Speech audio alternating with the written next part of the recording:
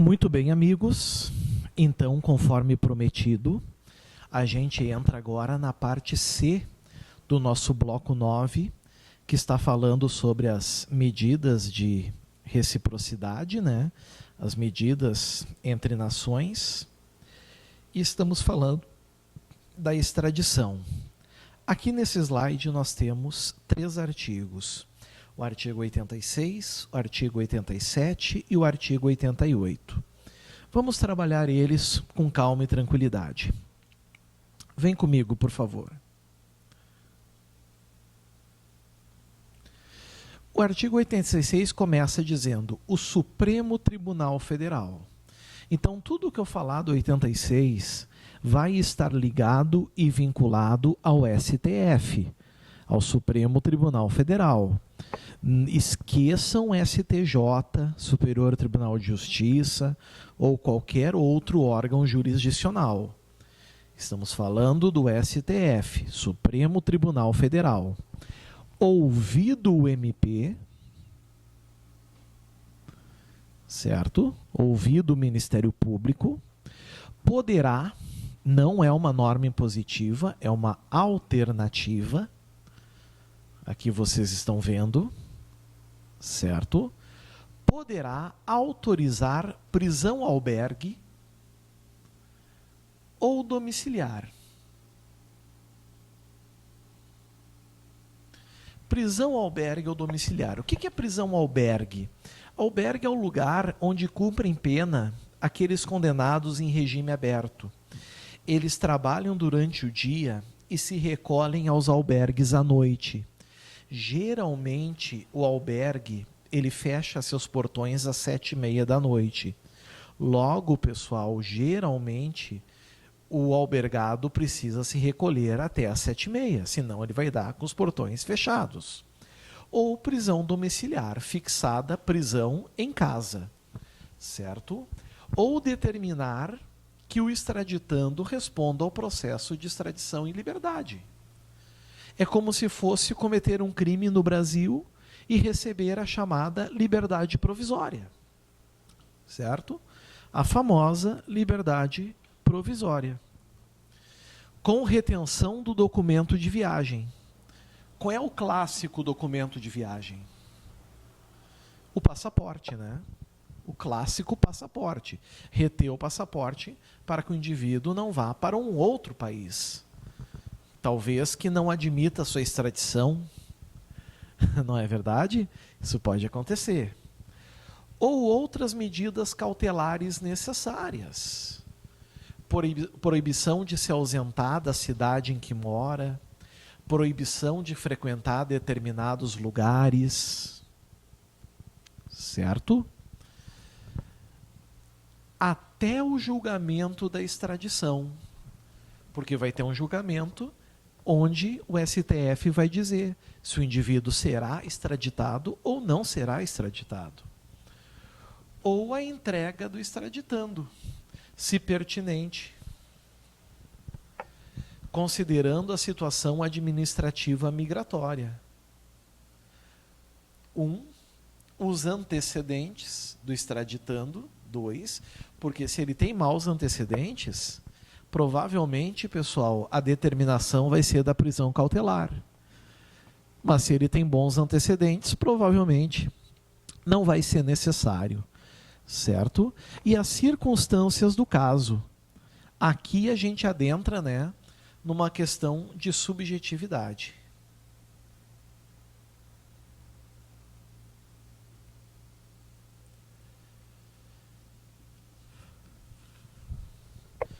Certo? Aqui sim a gente vai acabar adentrando em uma questão de subjetividade. Certinho com 86, ele é bem interessante, ele é bem tranquilo, não tem mistério nenhum compreender o artigo 86. Artigo 87. O artigo 87 fala sobre a entrega voluntária. Ele decide, quer saber? Eu quero ir, eu vou. Pediram a minha ida? Eu vou. Então diz aqui, o extraditando poderá entregar-se voluntariamente ao Estado requerente. Olha que questão interessante. Ele poderá entregar-se voluntariamente ao Estado requerente. Certo? Mas tem aqui uma condição.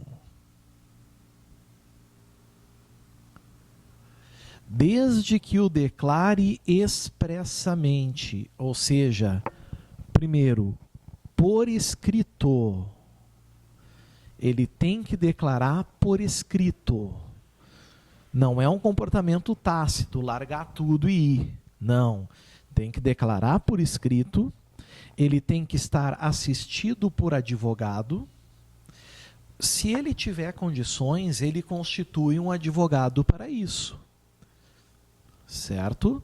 Ele constitui um advogado para esses casos. Se ele não tem condições de constituir um advogado, aí a Defensoria Pública da União se encarrega do caso dele. Ok? E 3, que ele tem que ser alertado que ele tem direito ao processo judicial. Ou seja advertido de que tem direito ao processo judicial de extradição e a proteção de que tal direito encerra caso em que o pedido seja decidido pelo STF. Ou seja, dizer para ele, olha, tu está indo porque tu quer, vai ter um processo e talvez não precise ser extraditado. Certo? É isso que o 87 está dizendo. Mas, se ele tiver um advogado, declarar expressamente e for advertido do processo, nada impede que o extraditando voluntariamente saia do Brasil e se direcione ao seu país estrangeiro que pediu, que requereu a sua extradição. Até facilita a vida do Brasil, certo? Artigo 88. Esse é importantíssimo. Tão importante que ele tem aqui 4 parágrafos, né? Parágrafo 1º, parágrafo 2º, parágrafo 3º e parágrafo 4º. Ele tem 4 parágrafos, olhem o grau de importância dele. Todo pedido que possa originar processo de extradição em face de Estado estrangeiro, olhem que interessante, pessoal, deverá, ó a palavrinha, deverá ser encaminhado ao órgão competente do Poder Executivo. Certo? Sempre ao órgão competente do Poder Executivo. Geralmente, Ministério das Relações Exteriores, né? Diretamente pelo órgão do Poder Judiciário, responsável pela decisão ou pelo processo penal que a fundamenta. Colocamos sempre aqui STF. Está aqui.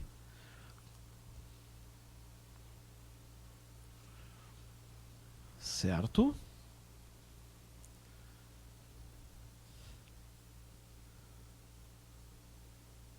O Poder Judiciário vai encaminhar o órgão do Poder Executivo. Não é legislativo, não é judiciário.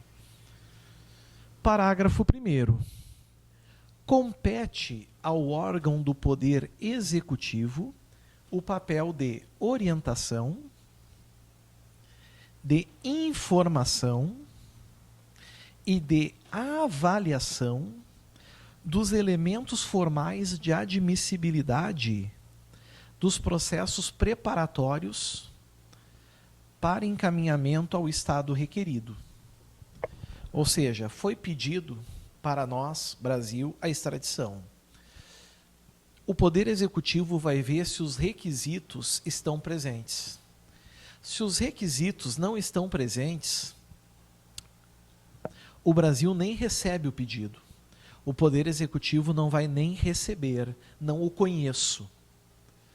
certo? Faltando esses chamados pressupostos de admissibilidade. Por exemplo, o fato não é crime no Brasil. Acabou. Não tem o que discutir. O sujeito é um brasileiro nato. Acabou. Eu nem conheço o pedido. Agora, passando pelos pressupostos de admissibilidade, aí sim se vai entrar no mérito, certo? Que é o julgamento. Mas quem faz esse juízo de admissibilidade, também chamado de juízo de prelibação, como diz aqui, é o Poder Executivo, é o órgão do Poder Executivo. Certo? É o órgão do Poder Executivo. Cuidem isso. Parágrafo 2º. Parágrafo 2º, ele já muda um pouquinho o panorama, já muda um pouquinho o padrão. Parágrafo 2º já diz assim, ó. Compete aos órgãos do sistema de justiça. Aí nós já estamos falando de quê, pessoal? Aí nós já estamos falando de poder judiciário. Certo? Aí nós já estamos falando de poder judiciário. Vinculados ao processo penal gerador de pedido de extradição. Vinculados ao processo penal que gerou o pedido de extradição. Todo pedido de extradição está vinculado a um processo penal.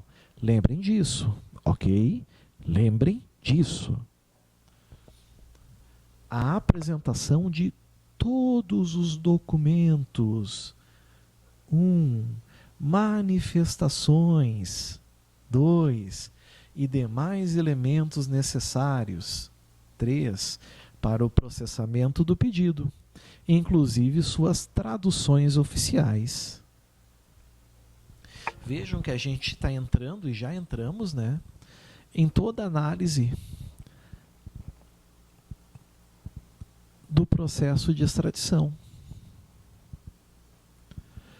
Podem ver. Toda a análise do processo de extradição. O sistema de justiça, então, apresenta os documentos. O parágrafo 3º diz o que tem que constar no pedido. E eu vou destacar, porque o grau de importância dele é muito grande. O grau de importância dele é extremamente grande. Por isso eu vou destacar ele aqui. Vejam que o pedido deverá, norma impositiva, o pedido deverá ser instruído com cópia autêntica, ou seja, autenticidade em cartório, por veracidade ou semelhança, ou com o original da sentença condenatória, ou da decisão penal proferida.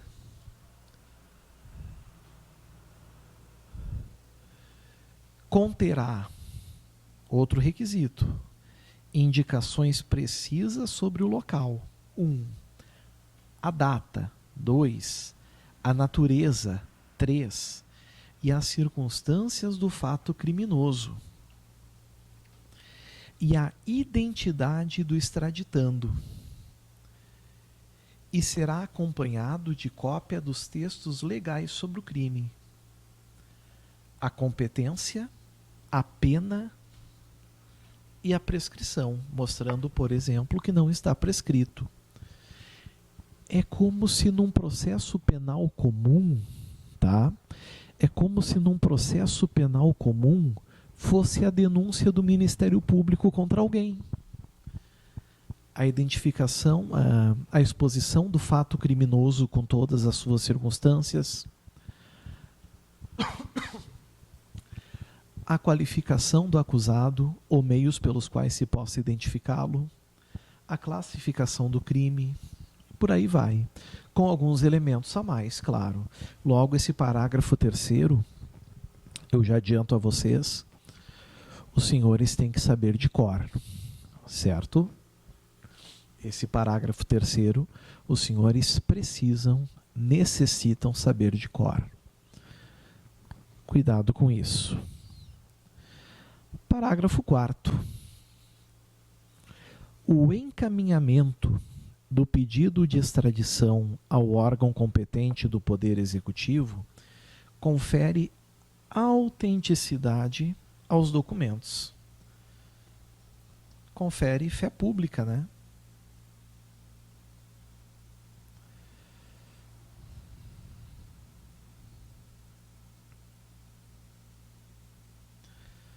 Aqui está. Confere fé pública.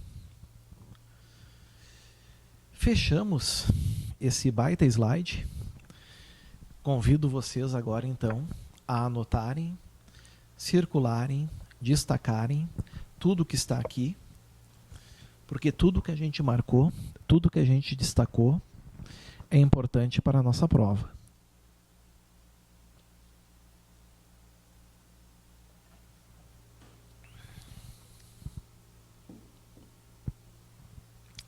Certo? Então, por gentileza, marquem. Destaquem, por favor. Ok.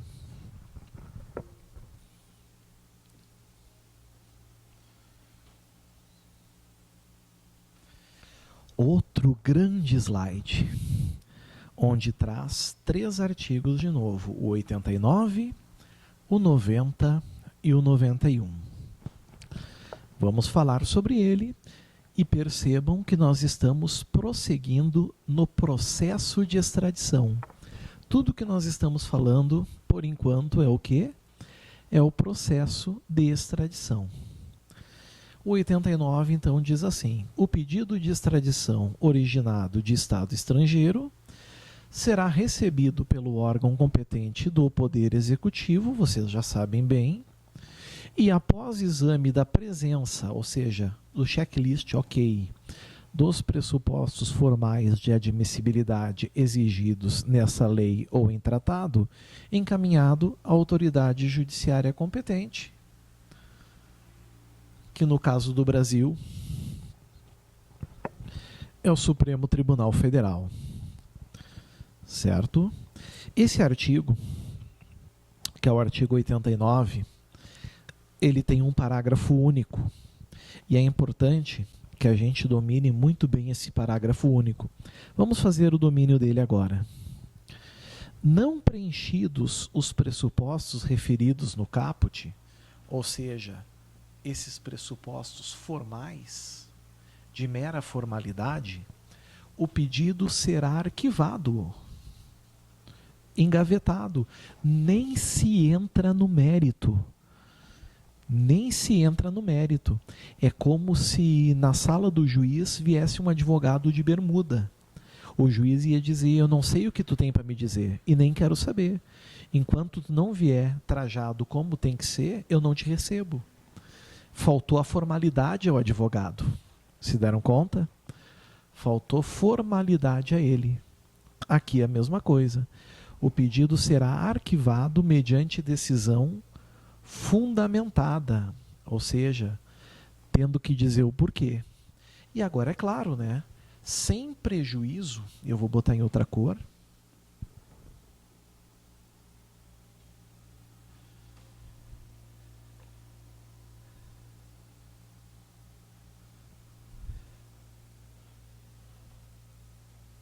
Sem prejuízo da possibilidade de renovação do pedido, devidamente instruído, uma vez superado o óbice apontado. Claro, como eu disse para vocês no exemplo do advogado, o sujeito, o juiz recebe o advogado na sua sala, ele está de bermuda. O juiz diz assim para ele: olha, eu não sei o que tu tem para me dizer, mas não me interessa nesse momento, porque eu não vou te ouvir, eu nem vou te receber. Tu não está formalmente pronto para que eu te receba. Então, nesse momento, eu não te recebo. Tu não vai ter oportunidade de me falar nada. Agora, se tu ir para a tua casa, para o teu escritório, certo? E regularizar essas formalidades, vestir um terno, por exemplo, aí, superada essa formalidade, eu te recebo. Aqui é a mesma coisa. Faltou um requisito formal? Corrige, supera o requisito e renova o pedido. Pronto. Aí sim, pessoal, vai ser passado o juízo de admissibilidade, sem problema nenhum. Entramos no artigo 90.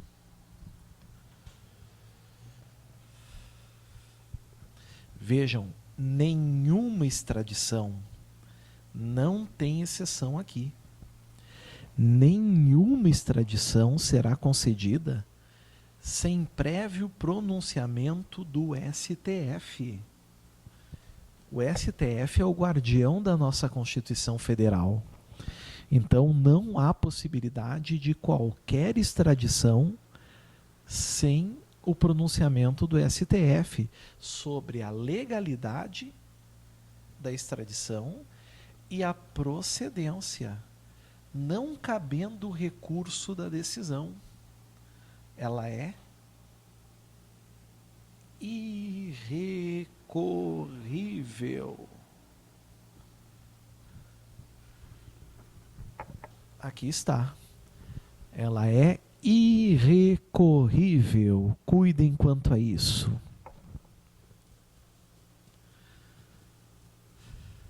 Certo?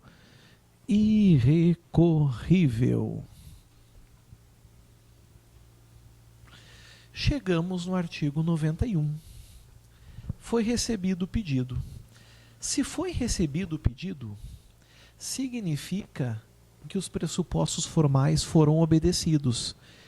E se não foram, foram corrigidos. Concordam comigo? Vai chegar para um relator. Leva esse nome porque é um julgador que vai relatar o caso. Por isso que leva esse nome. É um julgador que vai relatar o caso. O relator designará dia e hora para o interrogatório do extraditando. Conforme o caso, nomar-lhe-á curador ou advogado, se não o tiver. O que é interrogatório, pessoal? Interrogatório sempre é de alguém que está sendo acusado, que vai sofrer uma consequência. No Brasil é o réu, né? O acusado. Ele é interrogado. No direito internacional aqui, nós temos a figura do extraditando, certo? Ele vai ser interrogado. Se ele não tiver condições de ser interrogado porque tem um representante legal, tem que nomear esse curador, certo?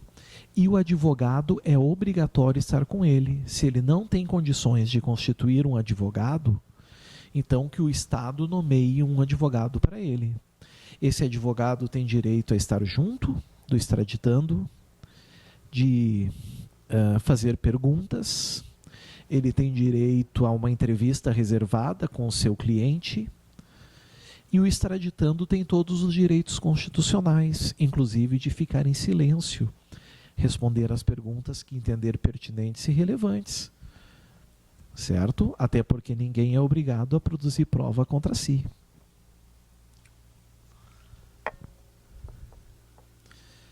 Parágrafo 1º. A defesa, a ser apresentada no prazo de 10 dias, contado da data do interrogatório, ou seja, o extraditando foi interrogado, a partir dali a defesa já sai intimada para apresentar a chamada defesa prévia. Tá? O prazo dessa defesa prévia é de 10 dias. Aqui está. Se a defesa não apresentar a defesa prévia, tem que ser encaminhado o procedimento para a Defensoria Pública da União. Para a Defensoria Pública da União apresentar essa defesa prévia. Versará sobre a identidade da pessoa reclamada, defeito de forma de documento apresentado ou ilegalidade da extradição. Ou seja, não é toda forma de defesa, ela é limitada a esses pontos que vocês estão vendo aqui. Ela é limitada a esses pontos que os senhores estão vendo.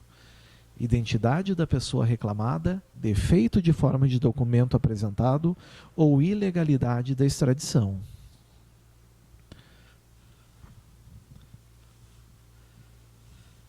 Ok? Parágrafo 2º. Parágrafo 2º. Vou destacar porque ele é importante.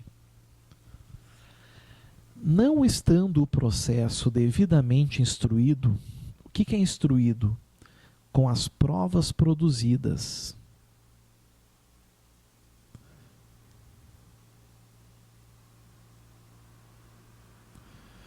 O Tribunal STF, a requerimento do órgão do MP federal correspondente, poderá converter o julgamento em diligência para suprir a falta. Ou seja, depois da defesa vai ter o julgamento. Mas se faltar elementos probatórios, certo?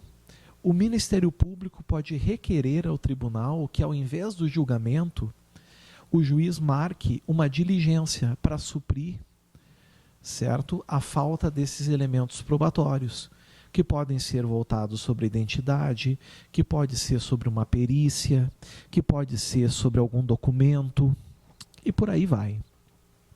E depois sim, depois de suprida, feita essa diligência, se dá vista às partes dessa diligência para que se manifestem, e depois sim vai ter o julgamento. Parágrafo 3º. Para suprir a falta referida no parágrafo 2º, ou seja, não está devidamente instruído, o MPF terá prazo improrrogável de 60 dias. E o que eu já expliquei para vocês? O que eu já expliquei para vocês? 60 dias não são 2 meses. 60 dias não são 2 meses. É importante que os senhores lembrem muito bem disso. Certo? E mais, são 60 dias improrrogáveis. É um prazo peremptório. Certo?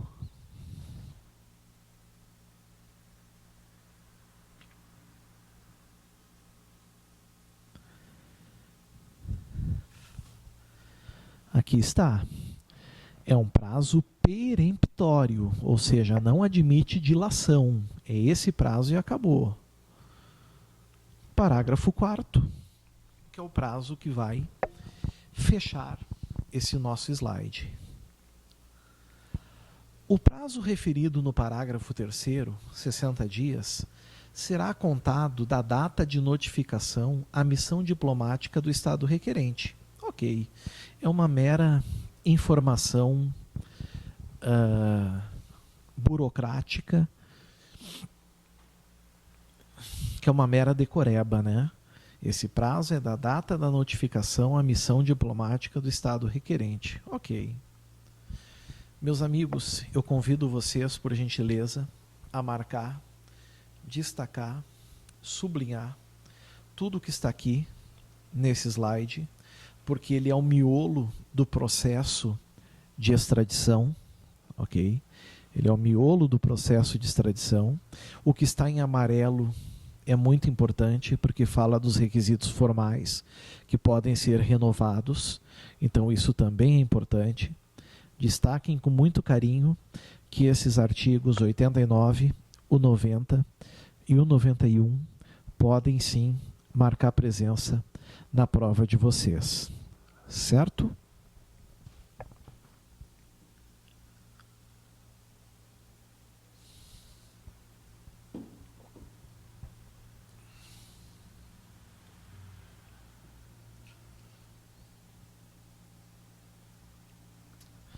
Muito bem, temos que entrar agora no novo slide, certo? Mas eu receio que já não é o momento agora. Agora é o momento da gente partir para a parte D. D de dado. A parte C a gente conclui agora. Provavelmente a parte D vai concluir o nosso bloco 9. Se não concluir o bloco E, a parte E vai concluir. Certo? Até aqui eu agradeço então a atenção de vocês e aguardo todos os senhores então para a nossa parte D. Valeu, meus amigos. Até a próxima. Tchau, tchau.